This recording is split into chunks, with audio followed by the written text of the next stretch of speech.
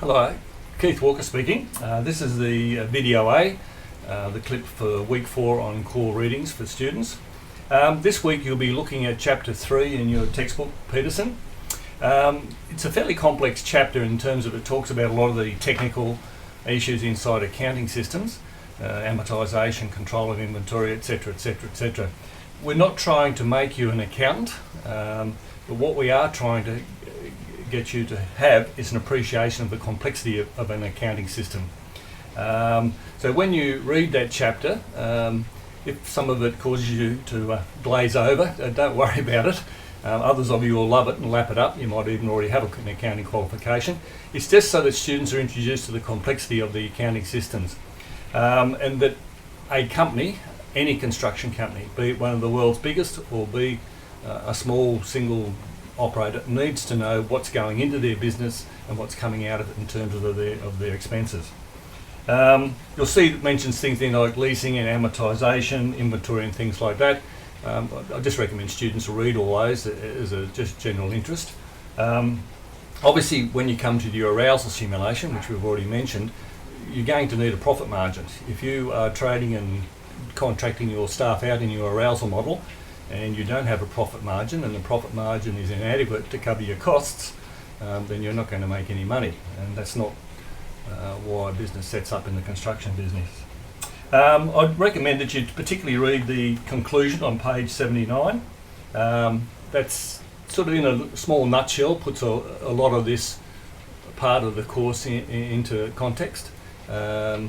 It just refers to the complexity, which I've already mentioned. It mentions the fact that projects overlap.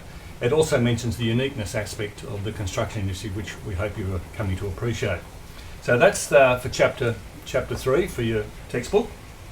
One more thing. We have put up a link to a large construction project in the Northern Territory. You might have already heard about it. It's a gas project up there.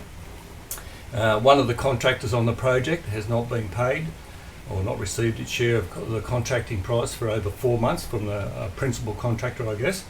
That creates a lot of issues. You can see that the people on the site, numbering some 800 plus, all now have problems, that their employment has come to an end. Obviously contractors and subcontractors are in discussion about this payment that's due or not due. There's a horrific knock-on cost when those sort of things happen. You will know from your reading your earlier chapters, one of the indications of an organisation that might be under trouble is the slow payment of accounts.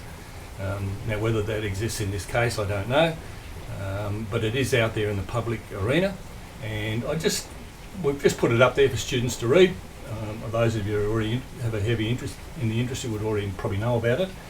For those of you, just note this because it's something that you need to be aware of when you come to running your own companies or working for other people, and particularly it might be something you need to know about when you sort of are in the workforce yourself. You want to know you're working for a company that's showing all the signs of being healthy and profitable and ongoing, those sort of things.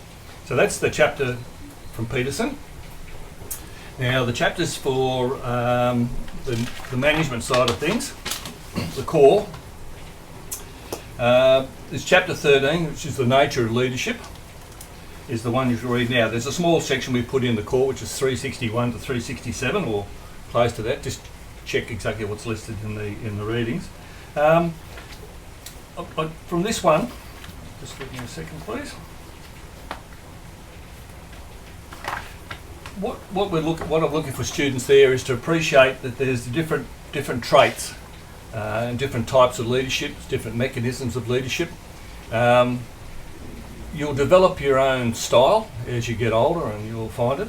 But there's certain things that have been proven through academic theory and study, which the textbooks addresses, that have shown to be more symptomatic of successful leadership as against failing leadership, such as trust and a few other bits and pieces like that sort of thing.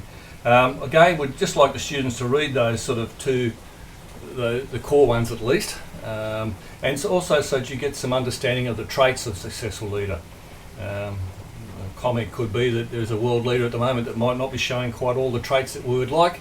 That's causing consequences for the organisation that he leads. Now, each student or each individual will have an opinion of leadership, but there are common traits, common core things that make for successful leadership. The other chapter you're reading is from the core, is from chapter 14, which is the communication type of skills.